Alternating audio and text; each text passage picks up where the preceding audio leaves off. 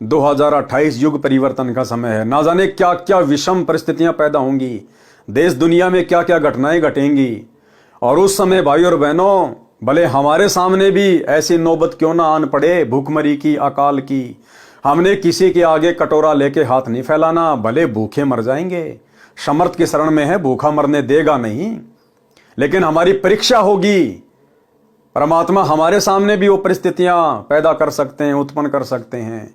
हमने किसी के आगे अन्न धन के लिए हाथ नहीं फैलाने। अगर हाथ फैलाएंगे तो अपने गुरुदेव के दरबार में इन्हीं के चरणों में बैठ के रोएंगे, इन्हीं के आगे हाथ फैलाएंगे।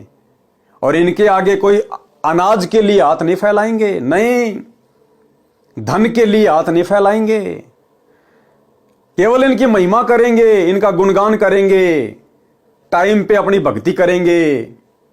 जिस प्रकार रंका बंका की झोपड़ी जल गई, झोपड़ी जलने के बाद भी उन्होंने झोपड़ी के पास में जो पेड़ था वहां बैठकर परमात्मा की चर्चा करी, झोपड़ी के बारे में चर्चा नहीं करी कि झोपड़ी जल गई, क्या होगा, कहां रहेंगे, क्या खाएंगे, कैसे सोएंगे। उन्होंने परमात्मा की महिमा की बैठे बैठे पूरे परिवार में, और सो गए। सुबह उठे तो नई झोपड़ी बनी हुई थी। तो इसी प्रकार भाई और बहनों, आने वाले समय में देश दुनिया में जो विकट विकट भयंकर परिस्थितियां पैदा होंगी, वो चाहे किसी भी प्रकार की हों, युद्ध, महायुद्ध, गृह युद्ध, अतिवृष्टि, अनावृष्टि, ओलावृष्टि, महामारियां, बाढ़, भूकंप, कुछ भी। और हमारे सामने चाहे कैसी भी परिस्थितियां क्यों ना हो, हमने अन्न और धन के लिए गुरु से अरदास नहीं करनी, अपने प्राणों की रक्षा के लिए गुरुदेव से अर्ज नहीं करनी। वो काम तो गुरुदेव का है। हमने अर्ज करनी है कि हे गुरुदेव, मेरी भक्ति में कोई बाधा ना हो।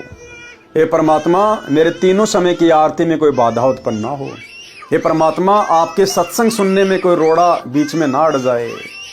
केवल ये अरदास करनी है, उनके शब्द गाने हैं, उनके सत्संग सुनने हैं। ये होती है गुरु महिमा। बाकी काम फिर सतगुरु का है, फिर अपने आप संभालेगा।